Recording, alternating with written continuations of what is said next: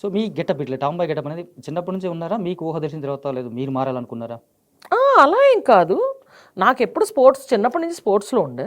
Okay. నాకు చాలా కన్వీనియంట్గా ఉండే, షార్ట్ వేసుకుని ఆడడం అది ఇది బాగా కన్వీనియంట్గా ఉండేది. ఆ తర్వాత శారీలు కట్టుకున్న సందర్భాలు కూడా ఉన్నాయి. ప్రపంచానికి తెలియదు యాక్చువల్గా, మీ వరకు తెలిసేమో. తెలుసు అంటే నాతో పాటు చదివిన వాళ్ళకి వీళ్ళందరికీ తెలుస్తుంది.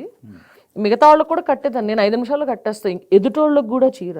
ఓకే. మా కజిన్ పెళ్ళికి అప్పటికప్పుడు ఇంకా వెంటనే శారీ మార్చుకోవాలని చెప్తే నేనే కట్టాను 5 నిమిషాల్లో. ఓకే. సో చాలా ప్రొఫెషనల్గా కడతాను, అందులో ఏమీ ఇది ఉండదు.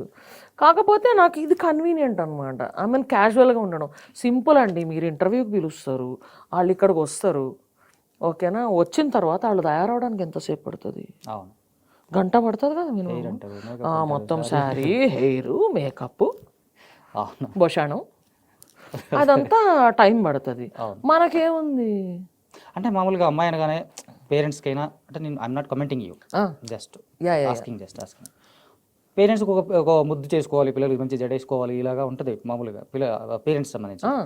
మీరు హెయిర్ స్టైల్ కూడా మార్చిన తర్వాత ఇంట్లోంచి ఏమైనా అబ్జెక్షన్స్ ఏమైనా? లేదు, యాక్చువల్గా నేను కాలేజ్లో ఉన్నప్పుడే మార్చాను నా హెయిర్ స్టైల్. ఓకే. అప్పటిదాకా ఇక్కడ దాకా ఉండేది. Of course my dad loves long hair.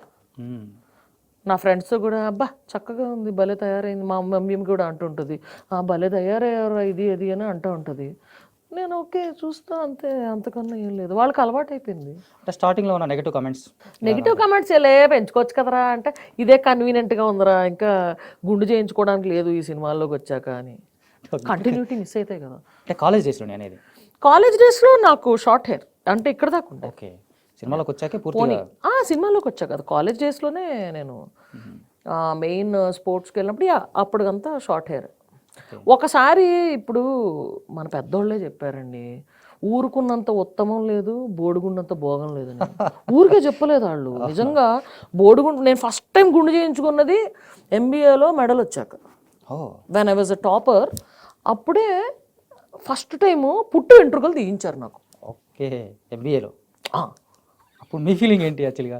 చిన్నప్పుడు అంటే పోతాయి వేరే, నిజంగా అలా గాలి తగులుతుంటే చల్లగా సమ్మగుండింది. తిరుపతిలో చేయించారు గుండు. ఓకే. ఆ తర్వాత నుంచి ఇంకా తగ్గేదేలే.